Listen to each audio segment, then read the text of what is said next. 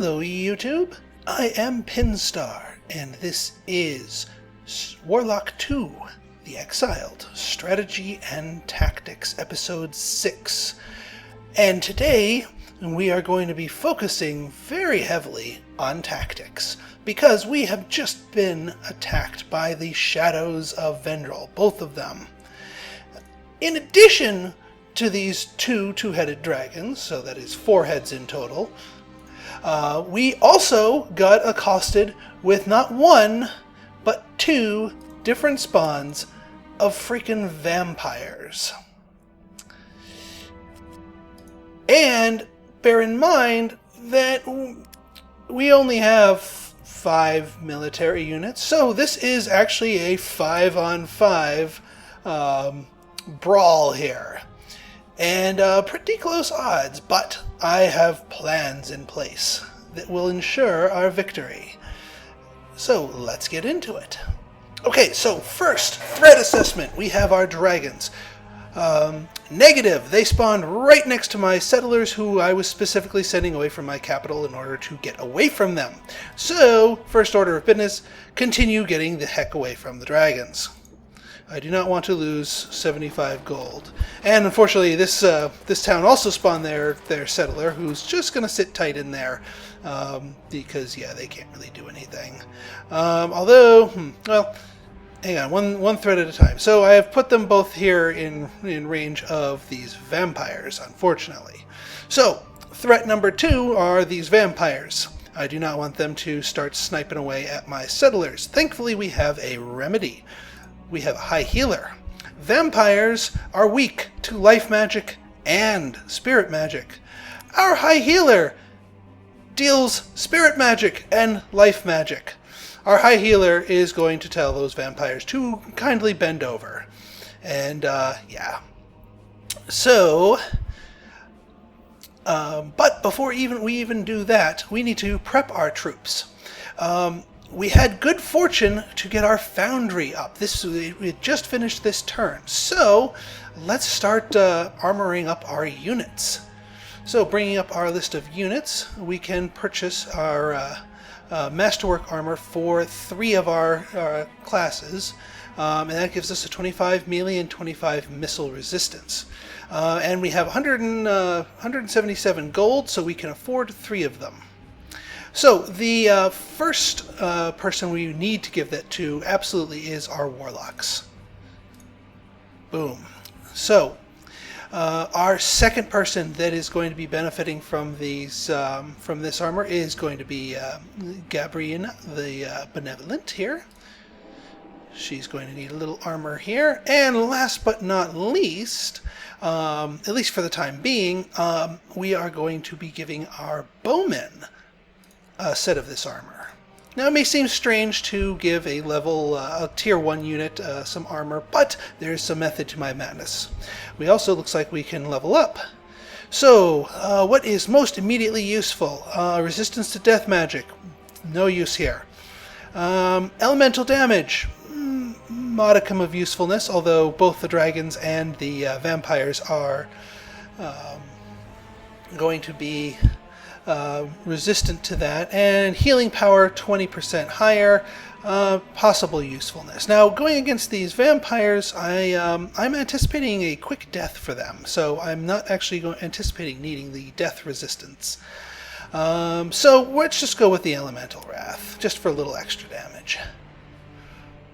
Okay, so first move is our high healer, who is now decked out with 50 melee resistance, because that also stacks with the basic melee resistance spell that I have on her. And lots of death magic resistance naturally, so I don't need any more. So here we go, and she will be able to make it here 1, 2, and still fire.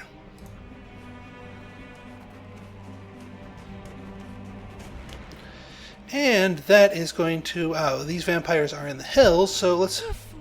Yes, you must. And she will crit and murder the vampires.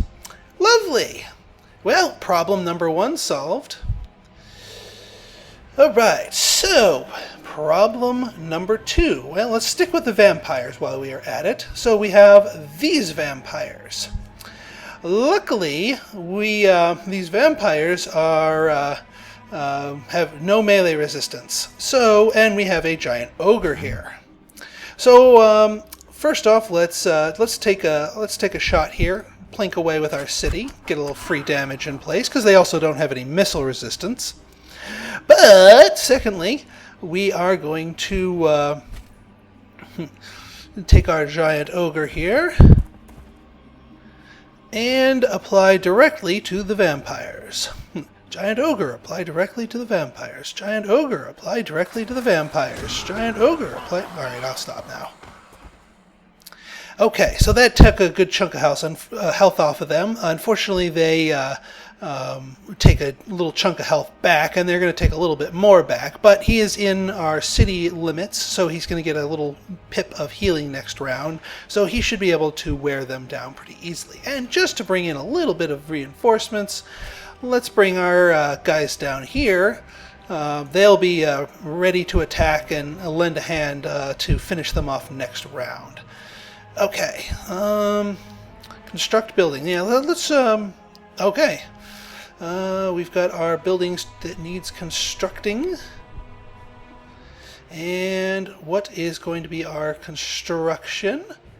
Well, we've got the magic bazaar for 100% extra mana, mana storage for 50% mana, more efficient for the mana benefit to that, and also gives me perks. So, yeah.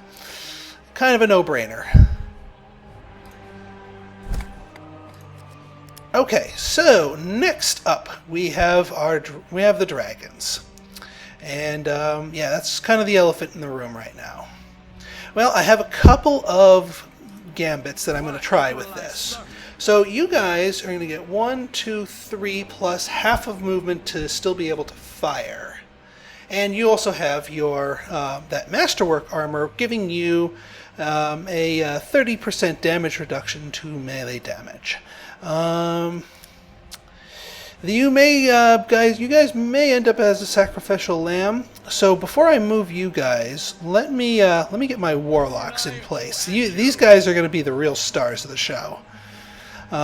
These guys, like my healer, have a 50 melee resistance.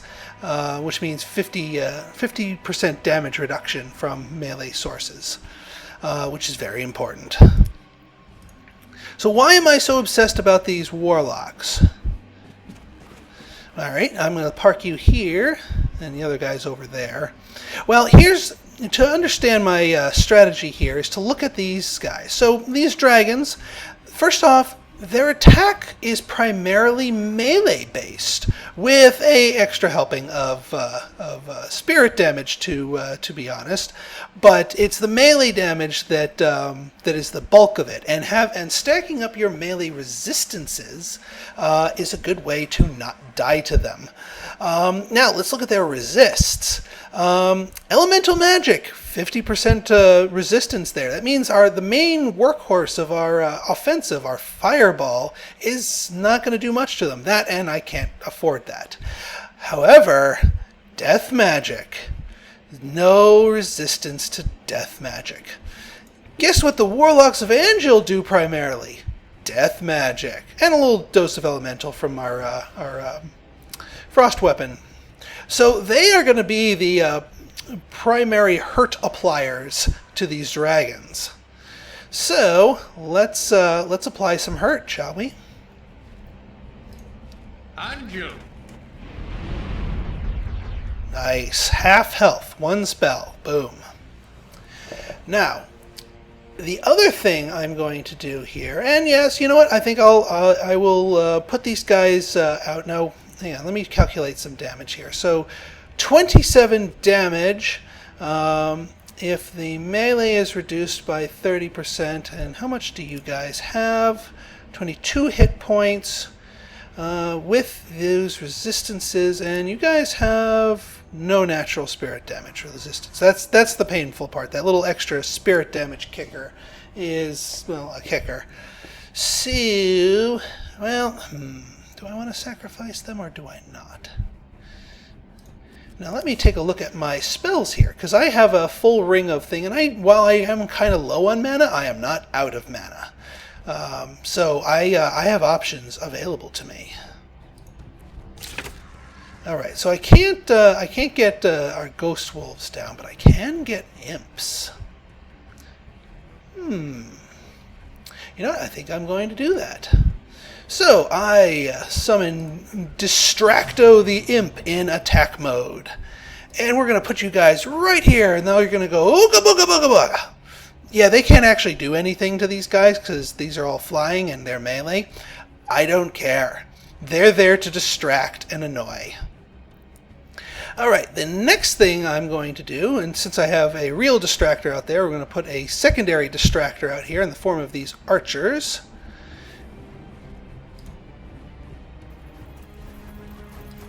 Is get rid of these things so they don't complicate matters. 7? Oh, come on. Razafrazin. Alright, and lastly, can I... well, I have a little bit of a sliver of casting time left, so I'm going to start par-baking a lesser Shadow Bolt. Because again, no death magic resistance. Shadow Bolt is death magic, so totally worth it. Okay, I believe that... have I moved everyone? No, I have not. Well, I don't think these dragons are going to come down and nuke my settler, so I'm going to embarrass the vampires and clear out the old crypt with my settler. Because I can. 110 gold. Sweet. Yeah, I could now afford to put some armor on those imps, but really, they're just sacrificial lambs at this point. That's all I really care about for them right now. And why is my mana so low? You guys, that was only supposed to cost me 17 mana. Because I cast it in my territory. Oh, because it's being tied up by this par-baked spell. Duh. Okay, phew. Got a little nervous there for a second. Okay, so let's see. My primary hope is that these warlocks survive through hook or by crook. I want them to survive.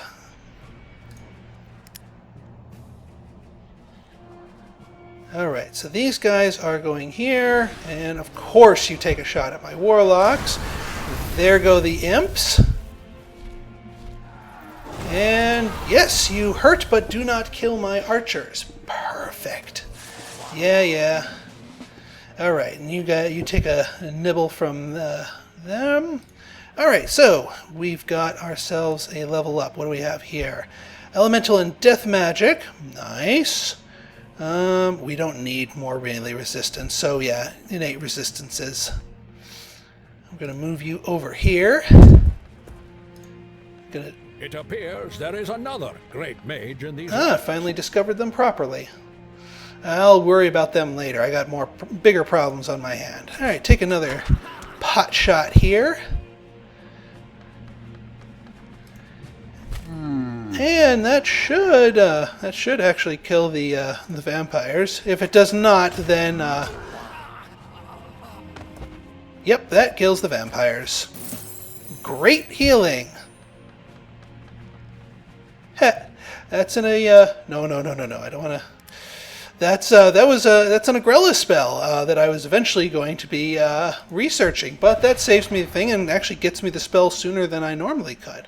All right, well, sorry guys, we didn't actually need you, so back up here. Okay, so our spell is ready. And you guys healed your little plink of damage because you were in my territory. And yeah, I want you to take a good old chunk off of these guys. Eat honey bunches of death. Excellent. All right, next, you guys get yourselves back into the forest here. take a shot at them. They have some decent ranged weapon resist, but every point of damage helps. Alright, now these two guys are on the ropes. So we are going to take a shot. Who is more on the ropes? 7 damage? Yeah, we're going to take a shot at this guy. That should kill them. Yep. That's 1. And how about this one? Oh, I'm sorry. Did that hurt? Yeah, 2 turns. Mopping the floor with these fools. Oh yeah, and these little guys, let us swat them away. My high healer can take that one easily. Goodbye. Crisis averted. 2 turns. Thank you. Alright, let's get back to business. And we are 300 gold richer, actually more than 300 gold richer, thanks to looting those vampire manors, and we can grab that snake's nest. So, our settlers. Okay, so over here we are going to be popping down another holy city. Since this area is not so good for a real city, but is the requisite spaces away from other cities to allow it to happen. So, that will be there. You guys are going to go into the portal. Alright, construct buildings. Alright, so these guys have hit their 5 city size here, and that means you can make me a harbor. Woohoo! Now, I technically could convert these guys over, but I still have 2 more uses of the foundry. And yeah, you guys are going to stick around for another couple of turns. So you're going to make me another thing of settlers. I now want to get a sky caravel cooking.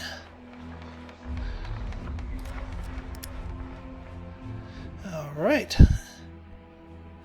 And yes, you guys, pig farm. My food is getting dangerously low.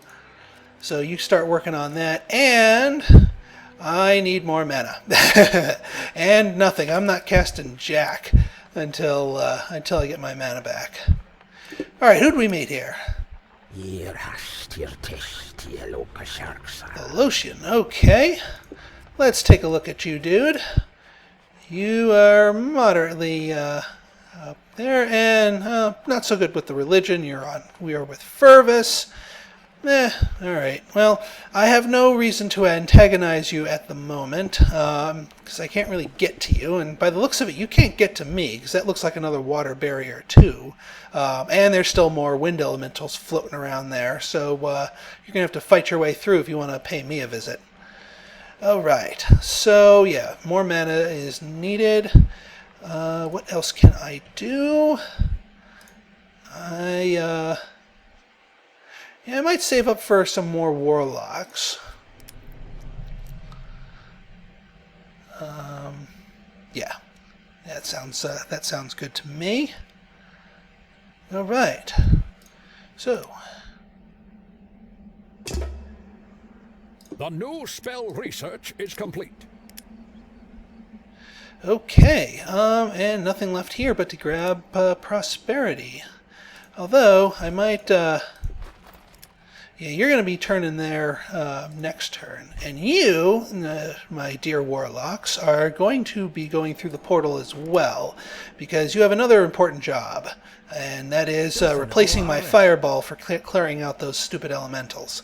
And you guys are heading up to the portal, and my high healer is heading up to the portal. Actually, just to give you, because she gets more experience when she casts this, you are going to give my bowman a little heal there. And you guys actually go around here, and you're going to pop the snake's nest next turn, so they don't get any funny ideas. And you guys, well, let me take a little scout out here. Yeesh. Yeah, I'm definitely going to need those guys. All right, well, back in your city. And Mr. Ogre, Herr Ogre, going to pop back into that city, and you'll start to heal up pretty quickly. And what do I need for harvest? I need a lot of mana for Harvest Blessing. So hopefully that Magic Bazaar finishes pretty quickly.